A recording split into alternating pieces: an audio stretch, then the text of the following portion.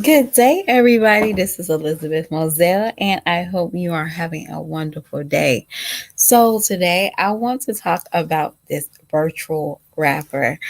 I don't even want Meek, FN Meek. I don't know the abbreviations, I don't know how to say it, but I just know that he got dropped from Capitol Records last night sometime.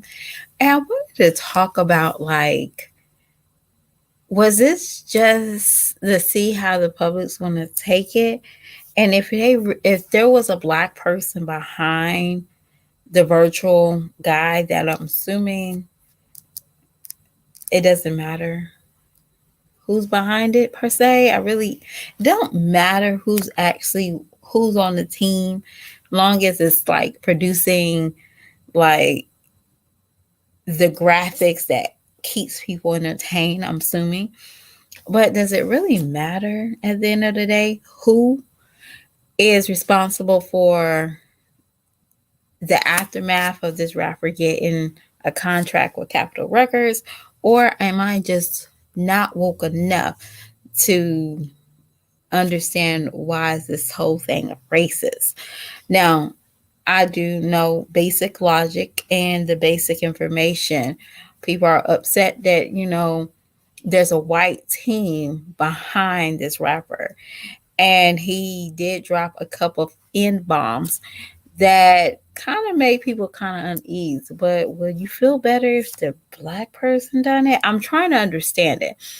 Are you upset that it's a virtual thing, don't have a really actual soul, and it's just going by a little robot mindset or whoever is behind it? I'm trying to understand it. Or maybe I'm just not woken enough to understand what is the big problem. I'm assuming this is entertainment, and obviously, I would I was thought whoever there must have been a black team somewhere along the line to create this character. It has to. You got to understand that's for them to graphic put the tattoos and somebody had been studying somebody or something had to took place with somebody in the creative department that was black and said, yeah, that's good, that's a good goal. But do we see stereotypes like this every day? Do worker laborers sign artists that look just like him every day? Yes. Do we boycott them? No. So why would we boycott a virtual rapper? Again, I might be over woke or not woke enough, or maybe I'm just living under a rock. But it didn't make any sense. I mean, we have tons of rappers that look like him every day to get signed. And we finally got a virtual one that represent what people like and they listen to and they can identify it. Are we mad that it was a white team that is getting all the recognition? Or are we just mad that it's a black person that's showing a stereotype? I'm confused. I could be very much wrong and very much naive, but I'm looking at it and I'm trying to understand what's the problem.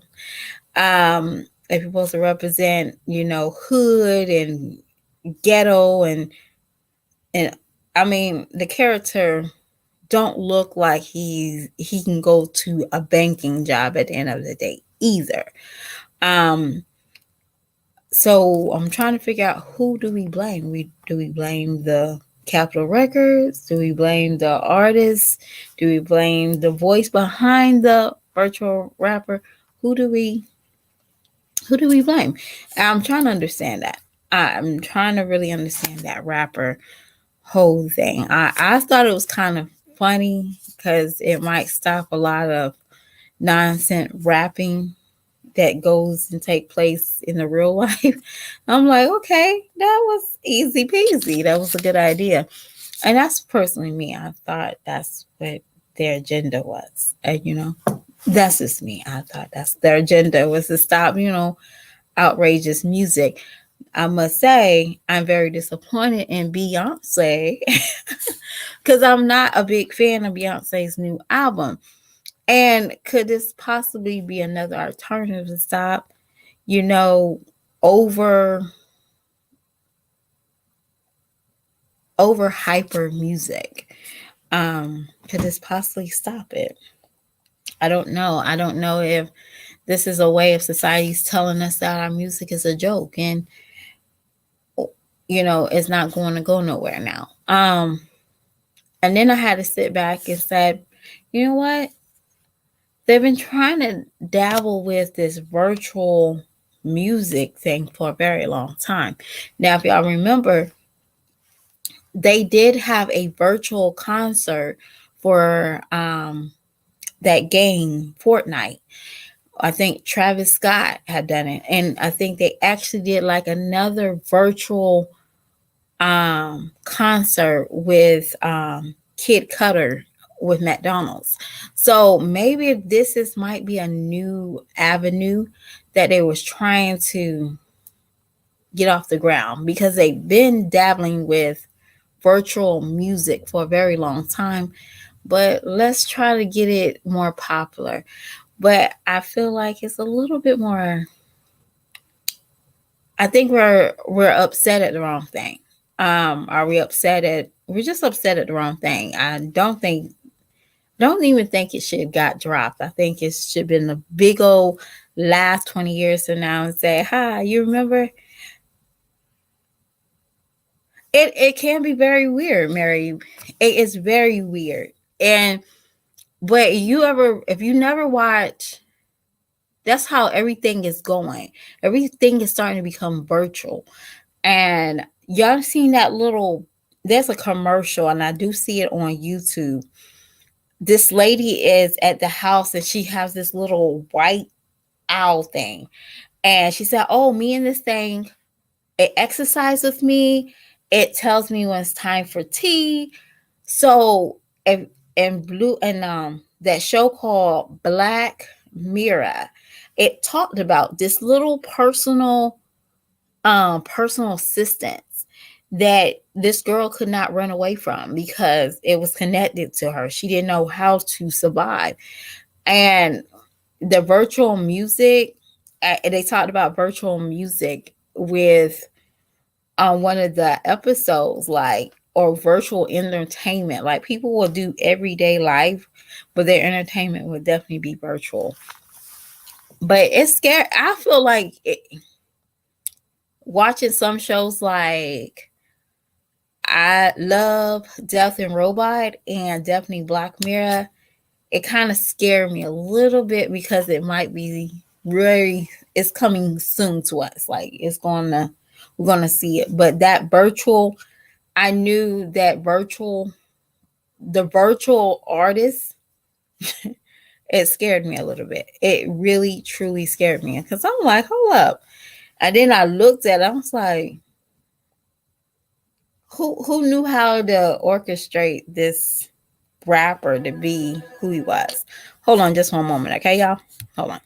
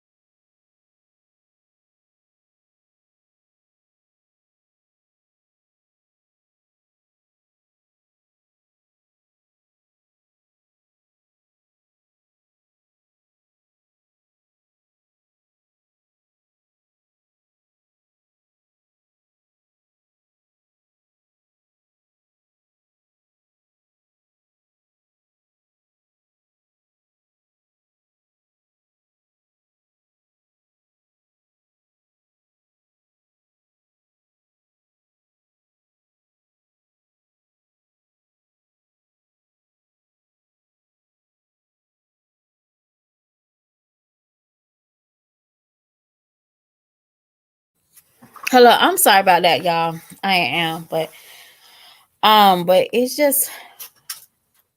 it's become very predictable of like how our entertainment changed over the last, you know, I say by the time I was about 12, entertainment changed. Like if you was a certain age, like I was about 7th grade, music videos was very on my agenda from the summer. I'm gonna just talk about summer. So we typically watch music videos all day, and then when you had a parent that watched soap operas, they typically take the soap opera about 1 or maybe 12 o'clock. But eventually, we had something else to do. Like my parents was always meals was always done before like 5 o'clock, but they had a different entertainment. But now our entertainment is getting very boring due to the fact that we scroll all day. So virtual rappers and virtual entertainment, or gadgets that talk to us because we no longer need friends, is becoming a new it.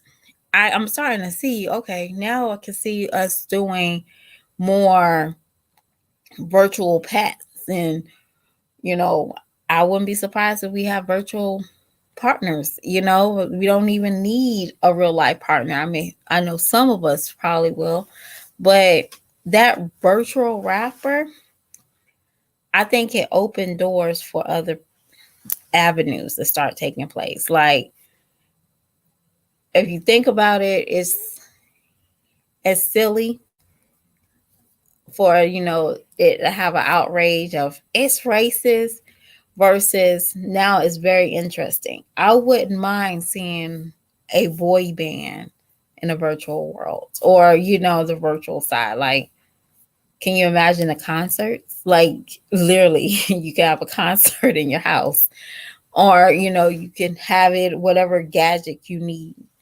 It will take place. But I don't know. I don't think personally. I'm trying to just wind it down.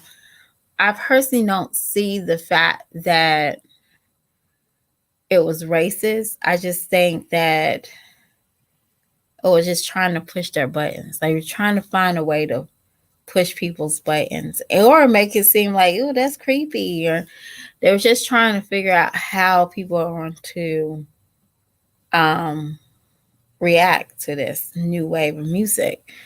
Um, well, I feel like it's going to stop a lot of artists in their tracks. Yeah, it will. It's going to stop a lot of people. Like I said before, I wasn't a big fan of Beyonce's new album, but I'll say that they know that Beyonce is putting albums, or you know whoever, all they got to do is drop a little beat and it's easy. These companies don't have to pay all these people money. People don't have to go to these concerts and spend thousands of dollars or even hundreds of dollars to get like the nosebleed seats. We're not going to start paying for real live people anymore. We rather pay and give people virtual characters our entertainment. Because be honest with you, there's a bunch of people are talking about this virtual rapper. And you see what I'm saying? So it's giving us a different side of it. So we probably won't never see, this won't be the end of virtual rapper. It might be the end of the virtual rapper Meek, but it won't be the end of virtual entertainment. I think this is just a start. But y'all beautiful people, I am coming back with another Telltale Tuesday I Survived segment. This is like my first segment that I'm doing. So if y'all can please join, I will be so thankful. But this is my segment of my Tevin Campbell I Survived. So y'all just check it out tonight. I'm going to try to do it tonight. That's my goal, is tonight after I get everything done. So y'all have a wonderful day, it's raining here, so if it's raining there, please be safe on the roads. Beep at somebody that's coming in your lane. You don't have to fly because it's raining. Just be nice to people. Learn how to be nice. Bye.